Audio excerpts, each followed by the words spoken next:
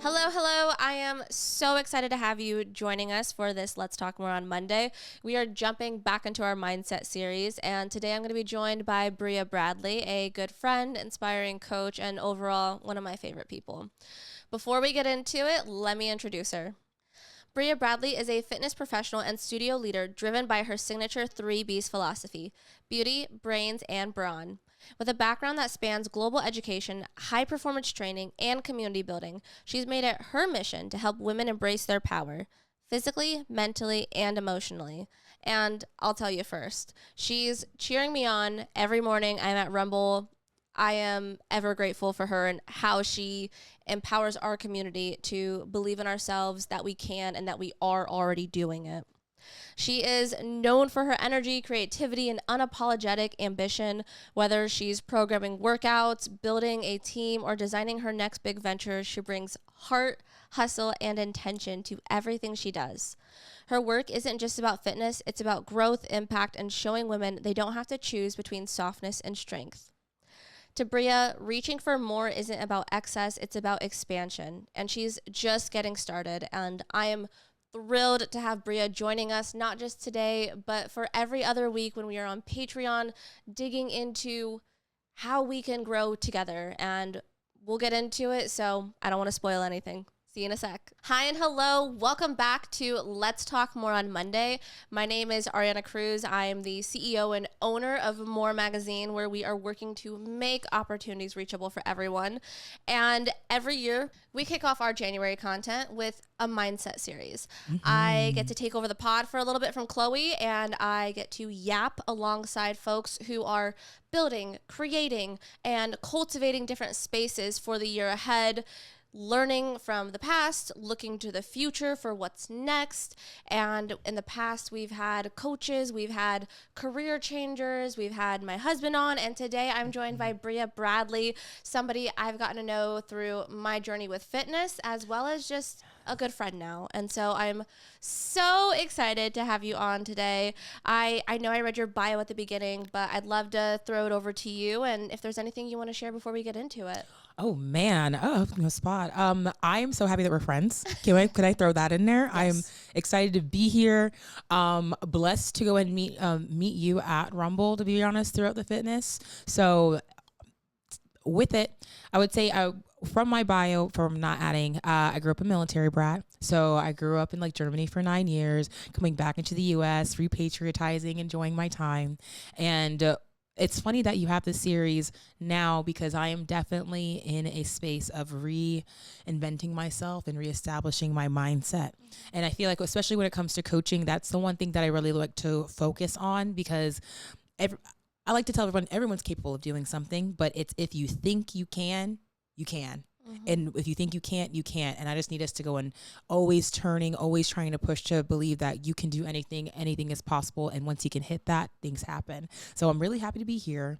I'm really happy to go ahead and honestly and yap and kick off 2026 right. And yeah, that's a little bit. Oh, I love it. And I love your energy. I love your enthusiasm. I think when I first started getting in on some of your classes, I was like, oh, she knows what's up. You are calling people out, saying their names proudly with encouraging words. You are challenging us in a way that doesn't make us question if we can do it, but it's more of what can we do and what more can we do. I am 50-50 on forgiving you for making me go up in my weight, because I was physically maybe ready, mentally ready, less so. But you saw me and you believed in me, and for that, I am grateful. Yes. And also, can we shout out to this woman shows up at 6 a.m., okay? Fresh face, ready to go, revving to go. I love that you're like, no, I'm just going to be at this spot, and I'm going to go and go all out and in. And the way that you prioritize your time, I admire that. I know a lot of people think especially for fitness classes, from an attendee going to a coach, I feel like we always show up for the coach to be like, how can you help inspire me today? But I really get inspired by the members, because you guys everyone does such incredible things. And the more I've gotten to know you, the more inspired I am. So I don't know if you hear sometimes in classes, the things that we talk about, I like to have a mindset of the day. I bring it in being like, yeah, you're the CEO. You still got to get things done. You're doing things even if you don't feel like doing them. And those are honestly sometimes the most rewarding experiences. So yes, I admire you. Though I teach 6 a.m. classes, this woman's over here taking 6 a.m. classes and not making any excuses for it. And I admire that a lot. Thank you for saying that. That means a lot. It's been a journey in itself, and I think choosing to prioritize yourself and what that means to you is something I'm still figuring out. On the way in, we were talking about what do you do for rest and what does rest look like. And I think especially as you and I are jumping in and we're doing some 2026 planning together, it's asking questions that we don't really want to answer and making time to think about those answers, which can not be easy. I also want to shout out Bria because she was our host for our panel for our last pre-launch happy hour. Her energy is contagious, and I feel so lucky that our paths have crossed at the time that they have, and to be in this position where I'm not just having you on. You weren't just someone who joined for an event one time, but now that we're building together, because Bria is going to be hosting our masterclass for entrepreneurs, side hustlers, go-getters, folks who are looking to build something for themselves over on our Patreon. Last year, we had it set up as our Digging Deeper, where we went a little bit further into the interviews that we were hosting. And this year, as we've heard from a lot of you, as well as just the folks who are coming to us with different questions, we want to cultivate a course, more of a conversation of how can we learn from each other? How can we grow? How can we take this mastermind network that we have and turn it into a masterclass where we can be better when we know better? Yes. Oh my goodness. I'm so happy for this. I'm trying not to scream into the mic. I am so hyped for this because just a moment to go in, Gab. Arianna is an amazing person. If you had the chance to meet her, experience her, you realize like it feels like I'm talking to a kindred spirit, which I don't experience a lot from my upbringing since we're essentially third culture kids. And I feel like that go-getting mentality, you don't ask yourself, not to make this monetary, but you're the type of person who won't say, oh, I don't have any money. You're going to think, how can I get it? And I love that. I adored that. And I feel like if more people adapted that, a lot of the things that we go through day to day stop looking like problems and more looking like you can gamify things and push through. So I'm very grateful to be hosting this. I love to yap, as you can tell. Oh my goodness. And you're so good at it. Oh, thank you. My parents do not enjoy about that. One thing, oh my goodness, what's hilarious that I remember is I want to say my junior high school or my high school. No, this is elementary school. Oh my goodness gracious. Throw all the way back. I'm still the same height. I'm so mad about it. But the principal, right. Always. The principal used to say, there's so much to say about Bria, and Bria has so much to say. I love that. Actually. And the power of the voice is I feel like people, especially nowadays, though a lot of people love to talk, I feel like it's important to remind people that your voice is so powerful. It also leads the narrative of who you are. And not to get a little spiritual, little woo-woo, I feel like a lot of people need to realize the things that they speak onto themselves, really, their body listens. Yes. Crazy thing, and I know turning a bit to the right, did you ever hear about that study with monks and water? I don't think so. Please tell me. Oh, they would talk to the water and they would freeze it, and how it would crystallize. It would crystallize differently how you spoke to the water. If you spoke anger into it, happiness to it, all of it, it would change in such a deep level. And so I think about that a lot. We're 70% water. If I wake up every day and say, hey, I love myself, I'm highly capable, I'm impeccable, I'm important, I can do this. Well, can that help change me on a cellular level to give me the strength to move forward to that day? So I really love that everything is coming together.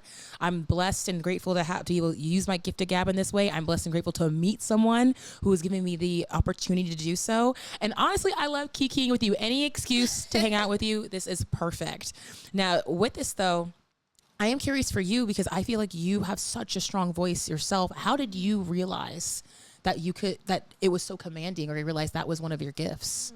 Girl, I'm supposed to be hosting you right now. Oh, yeah. I love your curiosity. I think it's always interesting. We had our last pre-launch happy hour was over influence, and we talked about when was the first moment you realized you had influence as a person. And so I love hearing it from different people. Especially being eldest daughters. also growing up on a military base with a bunch of kids. And I think it's very interesting when you're kids because I think leaders are very natural. Like you can teach people to be leaders, you can coach some of those different skills, but I also think folks are very naturally inclined to step into that and lead. Yes. It's like, I have this idea. I wonder if it would work. Is anyone else curious? Would you like to explore with me? Mm-hmm. And I love that mindset rather than, I guess, more of the boss version of it, of where it's, here's the idea, figure it out and tell me what happens. Like I like to be in the weeds with people as we explore, as we figure it out. And I remember in kindergarten, honestly, this isn't like a great story about me, but I realized people would listen to me. So I don't know, here or there, we'll figure it out. I thought to myself, and then I asked my parents, I was like, so salad is plants, right? And they said, yes, salad is plants. And nuts come from trees. They were like, yes, the nuts come from trees. I went to school, and on the playground, I was like, well, we could just have salad. We could eat whenever we want. We don't need to wait for a snack time. Yeah. Get the grass. Get the leaves. Stop. Our playground had like walnuts, so we literally cracked them open with like rocks or something. It was very, very primal.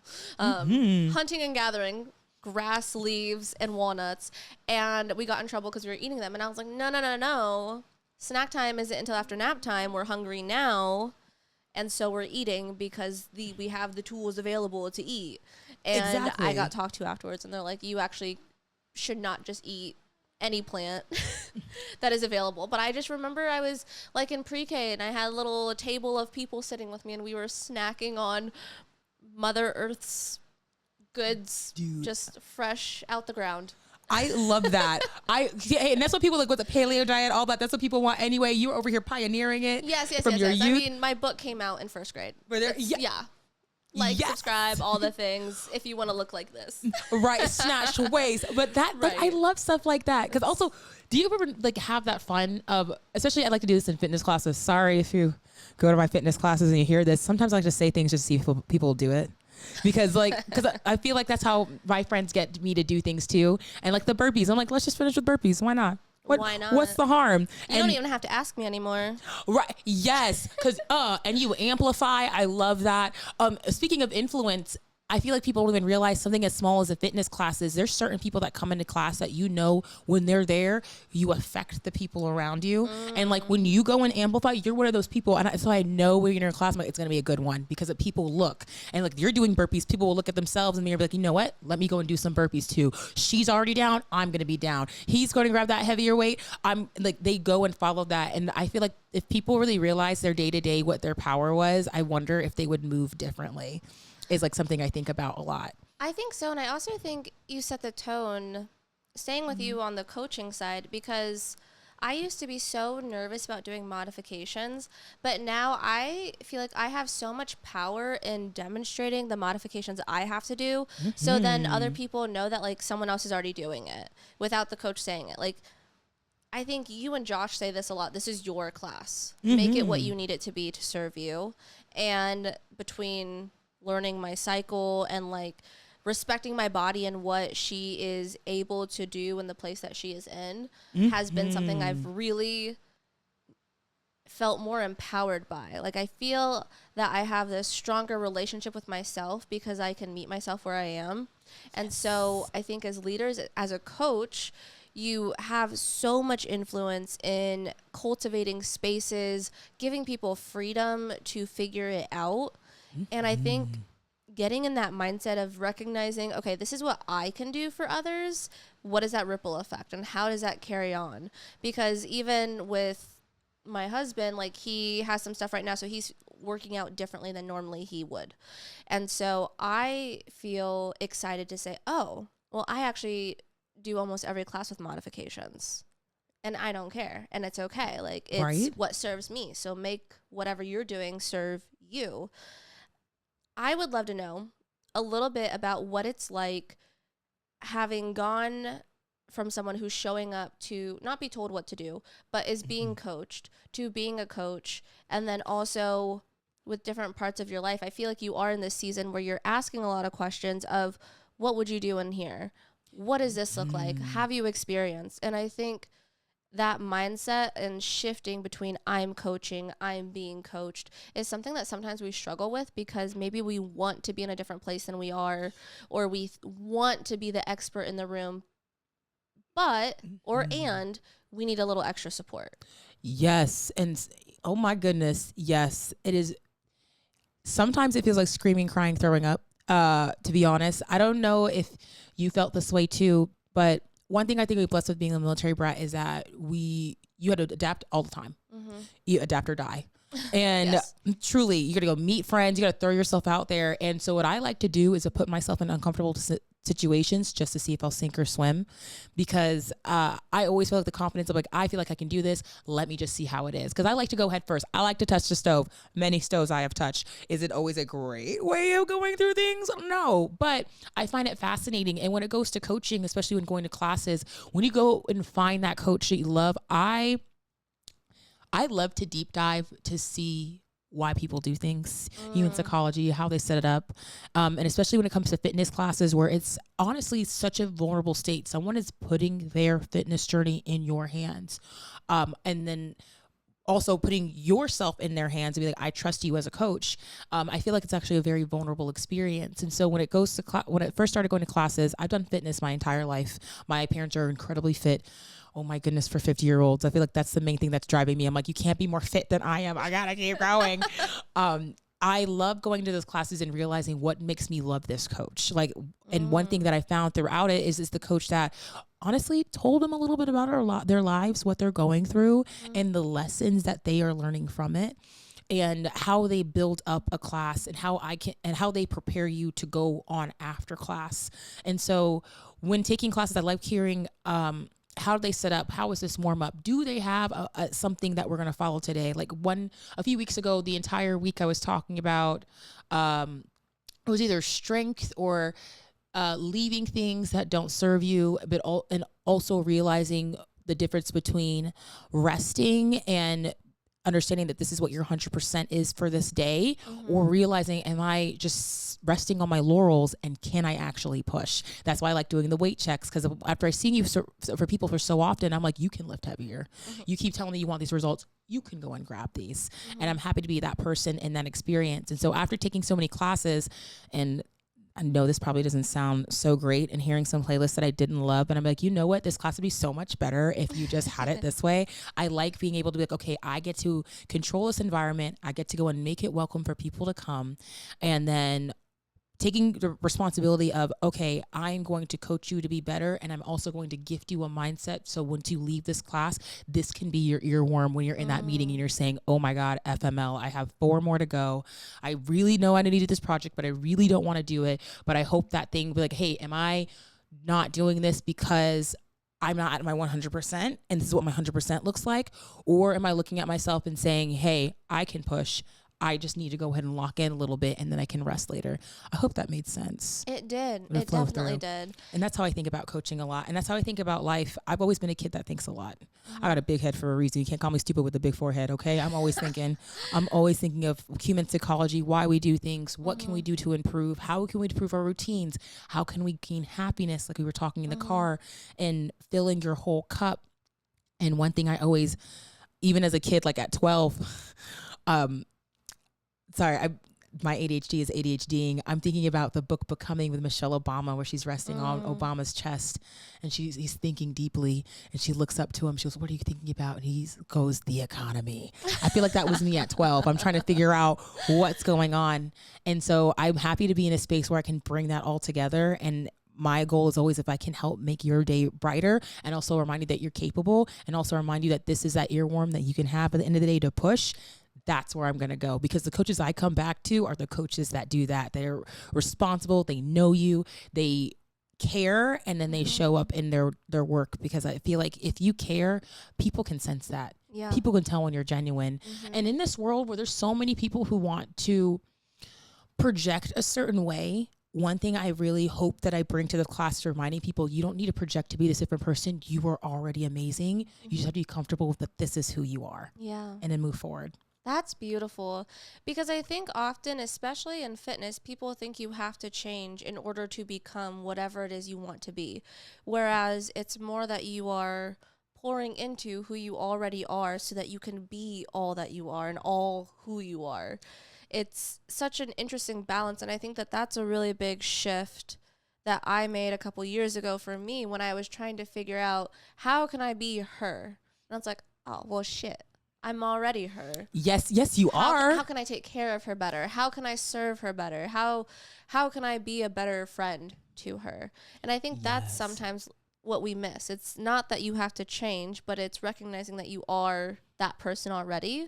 Yes. But maybe you need support or different things. I love so much, and you and I have talked about this offline a lot, about how fitness and another rep feeds into, I can do hard things. I can do this next meeting. I can do this next project.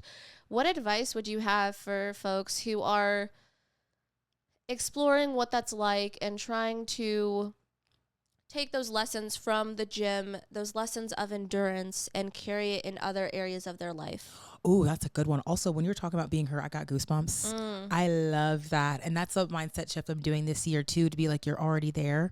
One thing I love, if you are starting off as a beginner, and even if you've been there for a while, because I feel like we go, it goes in waves, it goes in cycles. Well, even folks who've been in the gym for a while, maybe they have like this disconnect of believing in themselves in these different spaces. How would you help somebody bridge that? If you can do hard things here, why can't you do hard things elsewhere? I would say pick one thing. And what's hard? What's actually hard about it? Because most of the time it's I don't want to do it. And I totally get that. Or it's new. It's not hard. It's just new. Yes. And the first time is always going to be the hardest time. The first time doesn't have to be perfect. It's never going to be perfect. And that's one thing that I always bring in. It's like I was doing bent over rows beautifully off the back. My back was a little hurting. I was doing this, but as I do this one hard thing every day, it gets easier. And so the advice I would give would just be parallel to what I do for myself. And there was a while where I always say, which is going to be controversial, if you can't record yourself in the gym, do so. Because sometimes I feel like when you go out throughout the day, you forget the things that you did throughout the day. And you can glance out and be like, no, I was at 6 a.m. doing freaking burpees. I was at 6 a.m. doing chest presses. I was at 6 a.m. doing this. I can do this other thing. I can take out the trash at 7 p.m. I can go and talk to my boss and have this raised, because just to remind yourself that this category does not stop all of it. But I always say start with one, because I go through seasons of I'll be really motivated. Things seem super easy, especially during certain phases of a cycle. And I'm like, oh, they would come in. And then there's some weeks where I'm like, where is this woman? Where was she where she can do all of this and have this motivation? And I have to remind myself, well, hey, we're at the gym. We can do this one thing. I'm feeling stressed with this meeting. You know what? Let me go and take this break. I can do this walk, and I can come out and time myself for 5 minutes. If I can hold a 5-minute plank, I can do this email in 5 minutes. If I can do a 45-minute workout class, I can hunker down for 45 minutes to do what needs to be done, even though it might not feel good, but I know that it's going to benefit me in the future. Kind of circling back to when we were saying in the car, and I'm phrasing it a little differently, that loving yourself is sometimes tough love. Loving yourself is being that parent in your head to be like, turn off the TV, go to bed, things like that. And it's not always going to feel good, but in future you is going to be so grateful. I'm just kissing this mic, so sorry. Future you is going to be so grateful that you did it. And those are the times where I've tried to really envision, be like, okay, I'm already this person who's here. What can I do to make my future self happy? And if it's suffering for this 45 minutes doing the dishes after work instead of sitting down and scrolling on my phone, let's do that and then go through it. Though it's never going to be perfect. And I feel like I love how you phrased it before, being like, what support does she need? What support do I need? And getting really honed in on that helps. And sometimes that support is getting down and dirty and getting in the weeds and cracking them walnuts and be like, okay, let's go. I love that you guys found walnuts though. Girl, I think they were upset we found walnuts at the end of it. But I love how you brought all of that together. Also, what a callback too. Just bringing it back around. I love it. This is so much fun. It's also so key, I think, to emphasize that support isn't a bad thing. And it's when you phrase it as a need and not a want, because it's, if you need this to carry on, then why wouldn't you do it? Whereas sometimes it feels like support is optional to us. Like, oh, well, they didn't need anything. They didn't have whatever. Why can't I do it like them? And really honing in on, you are not them. Again, you are who you are. And people need different things. Like, you're not going to be upset at an apple pie recipe because it requires flour. What? That's such a gem. Yes, yes, yes, yes, yes. Oh my God, I am stealing that. I'm going to use that in class. But it's so true, because I feel like, especially with how much we can compare ourselves every day, all the time, you can go back to your high school bully now to see how their life is and see like what they're doing. But it's also realizing, yeah, no, their foundation is different than yours. And that's okay. Like, we're like, some people get out of the mud and some people don't. And that's not the thing to focus on. The thing to focus on is to get to know who you are. And I know people keep saying that for a while. And I don't know if you felt this way as a kid. I used to hate when people say that. Be like, oh, get to know yourself. How? Oh, you just need to figure out what you like to do. How? And as I'm getting older, I'm realizing it's like, it's touching that stove. It's just seeing like, hey, am I going to like this? Because when I started for fitness, and I don't mean to focus on so much on this, but I feel like it's just so relatable to now. And I feel like I'm having a good time of processing my journey. I did it on a whim. I said, why not? It was solid core audition was out there. And I was like, well, I think I can do it. I've done cheer. I did wrestling. I love helping people improve their lives. That's what I realized, that it gave me that honest glow that I can rest at night and be like, okay, they did better because I was able to assist them. Why not? And I went with it and be like, hey, either I'm going to do amazing or I'm going to completely bomb. And I've bombed some things before. Did it feel great? No. But then you just get over it and you collect your data and be like, that's not for me, you know? And so with it, especially coming back here and trying to really hone in on what things that we like to do, I feel like being more exploratory will help, but really being honest and having those quiet moments after you do that thing to reflect and say, did I actually like that? Did I actually enjoy that? Was that actually something that poured into my cup? And this is one thing I would love to ask you about, because especially when we're talking about support for your future self, what was your journey in finding what your support was? Because for a while I thought mine would be like, oh, what do other people say? You meditate, you work out. I'm not saying meditate's not bad. Meditating, you're doing all of this food stuff. I realized like meditating's not my thing, but I'll do my nails.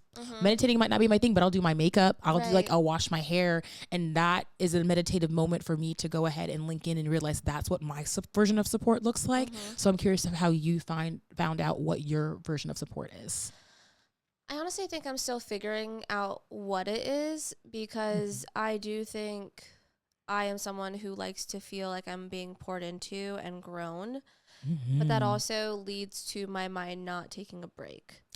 And so I think I live there a little bit too much sometimes. I mentioned I was putting up Christmas decorations and listening to TED Talks. So I wasn't even like really zoning out and getting into it. I was continuing to learn and learn and learn and have these different thoughts from hearing different perspectives, which I love, and it's a beautiful thing. But I don't know that it supports me in the way that rest does or could. But I find myself leaning into support. When people ask, what can I do? I really think about it. I try very hard to not say nothing. I'm good.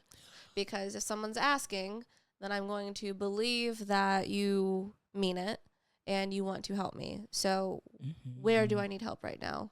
And I'm thankful that you are one of those people who ask that. I feel like right after the launch, you were like, how can I be part of this? This was great. Thank you. And now you're here, and I love it. And if you've enjoyed hearing from Bria as much as I enjoy hearing from her every day, we are so excited. This is our first recording in our new studio. Yes. We are thrilled to be at the Switchboard space. Huge shout out to Chris Spangle for getting us set up. We are thrilled to be part of the podcast that will be recorded in here. Bria is going to be taking over the mic every other week, chatting with folks to better understand what it's like to start a business. Ask for the support that you need. Ask the right questions. Be set up for success in the best way you know how. And we are honored to be a part of that. So we'll also be moving our founder to founder content to our Patreon as well. It's going to be part of our Masterclass series where we're kind of getting into a little bit of what you were saying earlier. And I like to say it, I like to fuck around and find out. Yes. Figure out what works, what doesn't work. Yes. And we're going to be diving in our new Found Her Out series of hearing from female founders of what did you learn, how did you grow from it, and how can others heed your advice. So we are pumped. We will be back in the studio every week, whether it's on Let's Talk More on Monday or on the Masterclass. And Bria, I'm so thrilled that you have shared time with me today in such an authentic, real way. I appreciate not beating around the bush and giving all these pull quotes of books people can read, haven't read, whatever it is, because life is real and it is life, and it's not the same for everyone, and it looks different, and we go through seasons we want to share. We go through seasons where we don't want to share, but we're excited to share when we're through it. And I'm sometimes excited. sharing when you're going through it is important, and life's one of the great lessons. Sorry, I didn't mean to cut you off. No, you're great. But I love this. I literally I listen yes, I adore you so much, and I mean that with such a full heart. And talking about being poured into, I'm grateful you're pouring into me. I'm looking forward to pouring into all of you. But this is such an incredible moment, and it's nice to be around people who get it. So thank you so much for this opportunity again. I look forward to yapping with you soon as we all can go and grow together. But yes, this is fantastic, and then we'll see them soon. Awesome. Thank you, and we'll see you next week when we talk more on Monday. Bye. Wear your booties.